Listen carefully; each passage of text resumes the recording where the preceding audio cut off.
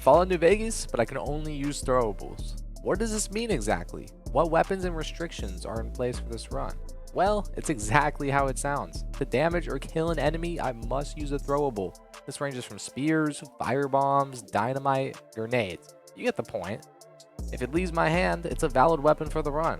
There are no other specific requirements for the run, but I will be siding with the NCR for this playthrough. So, with all little explanations out of the way, let's enter Doc Mitchell's house to create our character and special stats. After waking up in Doc Mitchell's house, I named myself Easier Pete, as I will be throwing a lot of dynamite and explosives this run. I quickly tried to make myself look old like Pete, but I kinda just created a random old guy with a gray beard. Anyways, moving on from character customization, it was time to head over to the tester to assign some special stats. Alright, so I'm in game here, I'm doing this as we speak right now, and I think I'm gonna go 7 strength. Going 7 strength just because I feel like we're gonna need a pretty strong arm, you know, to throw these explosives. So I feel like 7's a good number for that. Max perception, since this affects our explosives, and we're gonna be using a lot of grenades and dynamite. So explosives needs to be really high, so I like that. Endurance, we're going to be probably blowing ourselves up a little bit, so 7 is a good number for that. Tough as nails, that makes sense. Charisma, we always drop that down to 1. We always drop down to 1. Intelligence, I just put it at like a 6, just for some extra skill points. Agility, like a 3. We don't really need agility. And luck, I kept it at a 6. So that's what we got. 7 strength, 10 perception, 7 endurance, 1 charisma, as you do. 6 intelligence, 3 agility, and then 6 luck. Alright, for my tag skills here, I'm thinking explosives, obviously. Medicine, since we might be blowing ourselves up. And then the last one, I didn't really know what to put it into, so I just threw it in speech. For my traits, I'm going to go with skilled and wild wasteland. I'm not going to go loose cannon because I feel like the cost of 25% less range on my throwables is just not really worth it. With character creation finally complete, I make my way out of Doc's house and click through all the DLCs. Then, I go right off to the general store to sell off some of my weapons and even buy some dynamite. I then head inside the saloon to talk to Smiles and am directed out back to shoot some sarsaparilla bottles. However, the first challenge of the run is already here, as I cannot shoot these bottles. So my first instinct was to just quickly equip some dynamite and try to blow up the bottles. However, Sonny was not amused and didn't count the explosion as shooting 3 bottles. So I tried a different kind of throwable, some throwing spears that I got with the DLC. Unfortunately, the spears don't count either, and I cannot continue with the Ghost Town gunfight questline. In other words, my time in Goodsprings was up, so I got out of there and headed towards Sloan. On my way over to Sloan, I ran into 2 powder gangers on the train track, who then get distracted and run to fight some rad scorpions. I let the gangers attempt to fight the scorpions, and after they inevitably lose, I loot their bodies for some extra dynamite and then run away. Once at Sloan, I healed Snuffle's leg, stole some caps from the office, and got some free NCR rep from saying I fixed their rat's leg.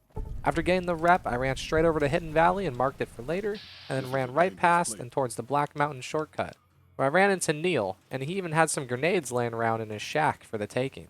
After talking to the big green booger man, I took the Boulder shortcut where I collected an NCR uniform I could use and made my way for Camp McCarran.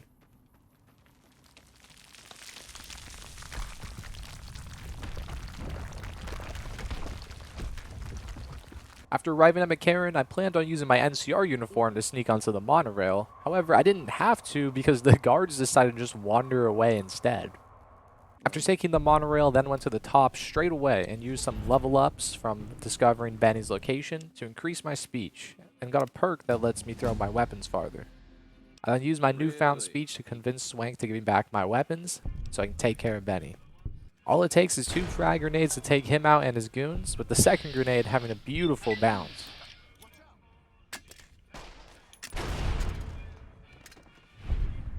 After that's taken care of, I then make my way over to the Lucky 38 to hand back the platinum chip.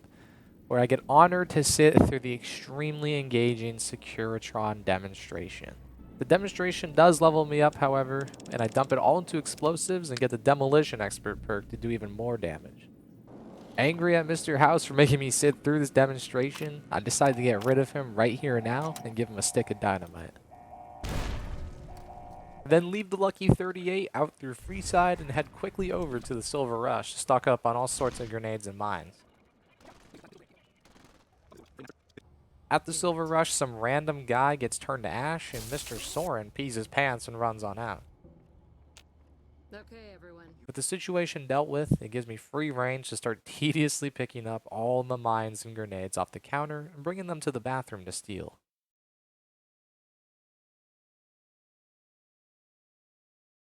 Alright, so I'm in here, I've been transferring the grenades and the mines. I'm like, oh man, dude, I'm finally done. I finally got all the shelf cleared out. I got it all into the bathroom. And I do one final look. I look back here, and I still got a couple more trips, man.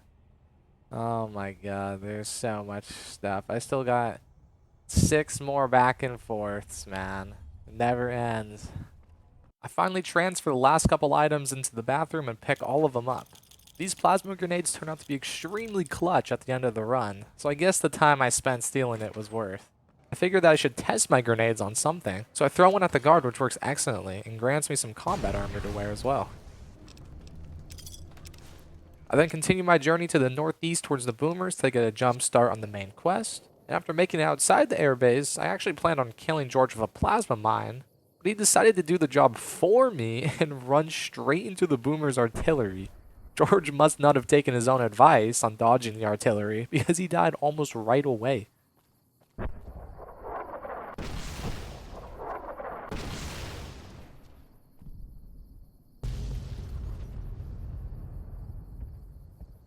I made sure to loot his corpse of the 400 big ones and showed him how it's done by actually sticking to the cliffside and making it to the gate alive. I showed up to the gate in cinematic fashion as the sun rose off in the distance right in front of me. Once inside, I speak to Pearl to get started on helping the boomers, and I head straight away to the medical building and heal 2 of the 3 patients. With luck on my side, I actually get a level up from aiding them and able to put the points into medicine to heal the last boomer. With that complete, it's now time for step 2 of my master plan, stealing their own scrap metal and giving it back to them for free reputation. I go around the hangar clearing out all the shelves of scrap metal, and unfortunately, this wasn't enough scrap metal, so I backtracked towards Novak, as the Gibson scrapyard actually has some there that I can purchase. The garage in Novak also has a good amount on the shelves as well. However, while stealing the scrap metal, I get caught by my favorite schizophrenic, No Bark Noonan. Is that who I think it is? Is that No Bark Newman? I got No Bark, die. I missed. What am I aiming at? After learning that throwing spears are the worst throwable in the game, I decided to just tank the damage that they're doing and finish stealing the scrap metal and simply run away. On my great escape, however, I piss off a fire gecko, but I hit a nice clip with this dynamite throw that instantly kills him. No way. What a kill. What a kill. Finally back at Nellis, I turn in the scrap metal and become idolized without having to do any of their actual quests. I then am given the final quest of raising the bomber, and on my way to the hangars to speak to Loyal, I run into a familiar face. Hello there.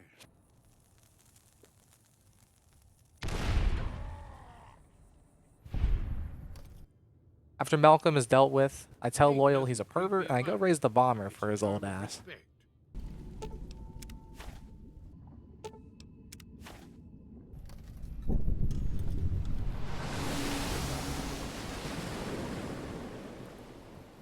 I return to Pearl with the good news and now have the boomers on my side.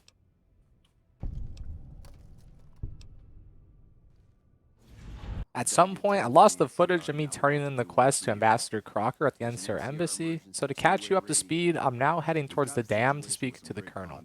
On the way there, I stopped by Boulder City to try and help. I help the best I can by filling the cons of shrapnel and continue my journey knowing I did a great job at defusing the situation. Turns out to be a good thing since I'm ordered by the Colonel to eliminate the cons anyway. I once again demonstrate my problem-solving skills by hucking 2 plasma grenades and killing almost all the cons. Some stragglers survive and I use Jessup's body as cover to throw some dynamite and finish the job.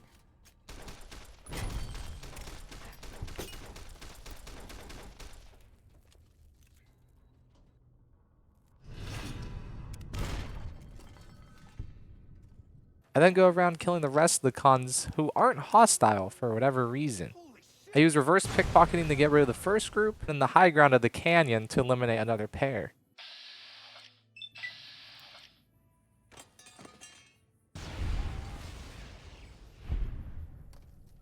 I then follow the canyon and find Walter and Jesse cooking up. And I unfortunately have to take them out as well. After Breaking Bad, a weird mutant con with like green skin shows up, and I make sure to explode her too and finish the job. With the cons done, I was gonna fast travel back to the dam when this happened. No way I didn't discover the dam, bro. Dude, what? Oh my god, bro.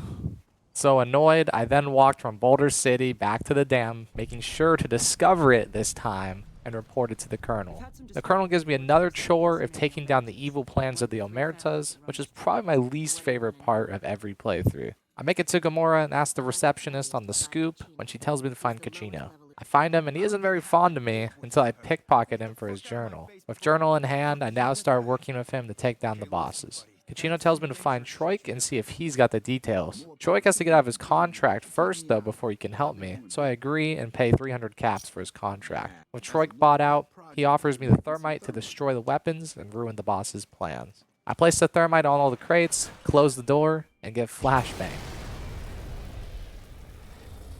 So, with the weapons destroyed, I sit down and talk to Kachino, where he informs me of the final step, eliminating the big bosses. Pull that off? Solid work.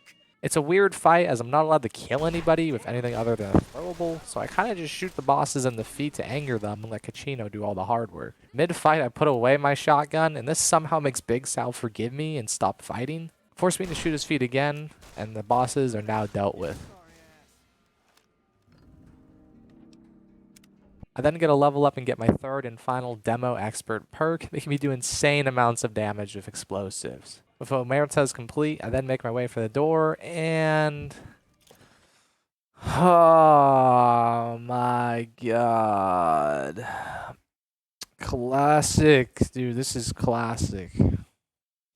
I then booted up my game again and started loading in, only to find that loading was taking a very long time. Dude, they're not giving me this bug right now, are they really? Is this a joke?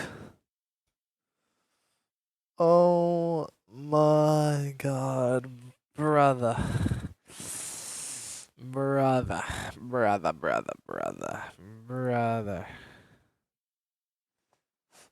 They're trolling me. They're trolling. Finally back in the game for real this time, I noticed that this guy might be the shortest adult human character in all of Fallout New Vegas.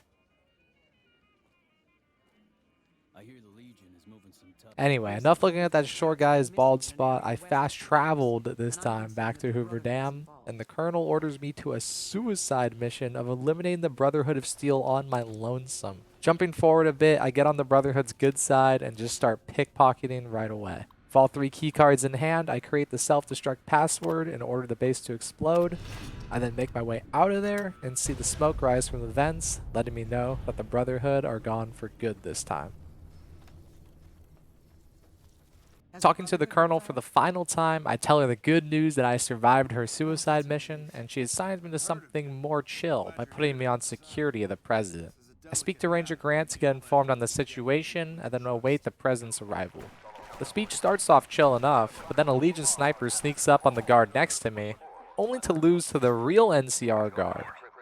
I use the provided radio right next to me on the tower to let Grant know that this idea is full-blown stupid, and so he cancels the speech. I descend down to the president, but I'm too late to stop the engineer from killing one of our rangers. His head is blown off right in front of me and probably covered my character's face in tomato paste. The president dips out in his vertibird, and now it's time for war. I speak to General Oliver when we're interrupted by an engineer, letting us know our security is dog shit and I'll have to be the one to bail out the NCR again.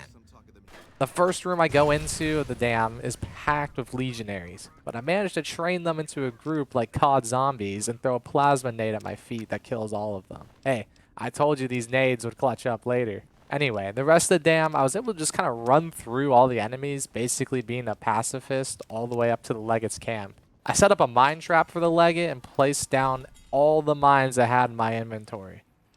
Lucky for me, though, these plasma grenades are way better than I could have ever imagined. With just 3 grenades in hand, I'm able to take down the Legate before he even went down a single set of stairs.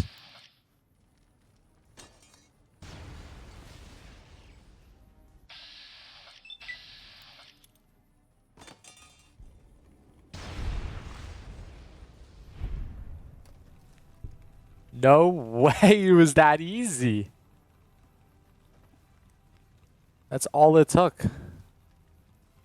What are these chumps doing? Oh, no, no, no, no, no, no. I then take his helmet and run for the gate when General Lee shows off his split personality disorder. Watch the east for any more trouble from the Legion, though I think they're still running, according to our scouts. After that, we'll see what happens when the dust settles and how the... Did bro just do a voice change? What was that? Bro just be changing voices, bro. He's got 2 personalities. The game then gives me a random level up I'll never be able to use and decide to throw it into Cannibal just for fun, therefore ending the game. This run took a while to make, and I thank you for all your patience waiting on these videos. I lost a good 2 hours due to my save being lost, as I was kind of running off of quick saves and kind of forgot to do a big save, like one of those where you actually hit the save button. Anyway, excuses aside, thank you for all your support. Make sure you leave some love in the comments. Also leave some feedback in the comments too. I do read all the comments, so put something in there, I will read it. Anyway, thank you all for watching. I'll see y'all in the next challenge run.